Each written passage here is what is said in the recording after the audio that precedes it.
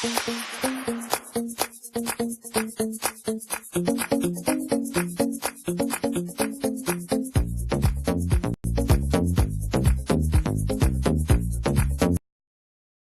Miller, politicians must be quicker to condemn people who have abused judges. London, Gina Miller suggested that government ministers had not been strong enough in condemning those who abused and intimidated people involved in the Article 50 legal case. Miller was speaking to the media immediately following the Supreme Court's announcement that it had voted to uphold the High Court's ruling that Theresa May must secure parliamentary approval before triggering Article 50. Miller, an investment manager based in London, was the lead claimant in the case brought against the government. She has come in for waves of abuse since the launching the legal battle back in the summer, ranging from abusive emails to death threats, prompting her to hire a security team to escort her to and from the Westminster Court.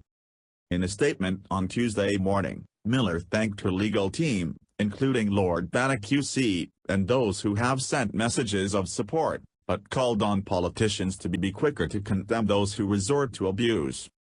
Here is Miller's full statement. Today, 8 of the 11 Supreme Court judges upheld the judgment handed down by the High Court in November, in a case that went to the very heart of our Constitution, and how we are governed. Only Parliament can grant rights to the British people and only Parliament can take them away. No Prime Minister, no government, can expect to be unanswerable or unchallenged. Parliament alone is sovereign. This ruling today means that MPs that we have elected will rightfully have the opportunity to bring their invaluable experience and expertise to bear in helping the government select the best course in the forthcoming Brexit negotiations which will frame our place in the world and all our destinies to come. There is no doubt that Brexit is the most divisive issue of a generation. But this case was about the legal process, not politics. Today's decision added legal certainty, based on our democratic process and provides the legal foundation for the government to trigger Article 50.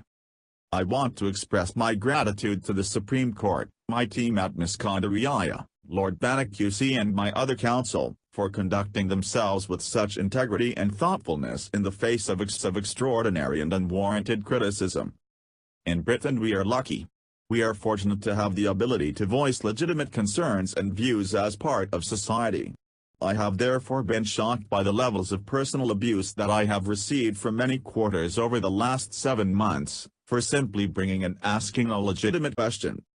I sincerely hope that going forward, people who stand in positions of power and profile are much quicker in condemning those who cross the lines of common decency and mutual respect.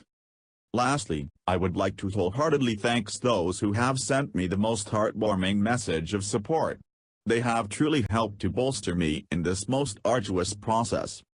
Here is Gina Miller speaking after the Supreme Court verdict. Pic.twitter.com web link.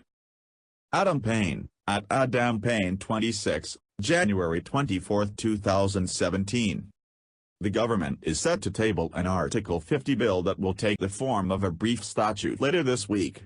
This bill could be as simple as a straightforward yes, no question, which would limit the scope for significant amendments.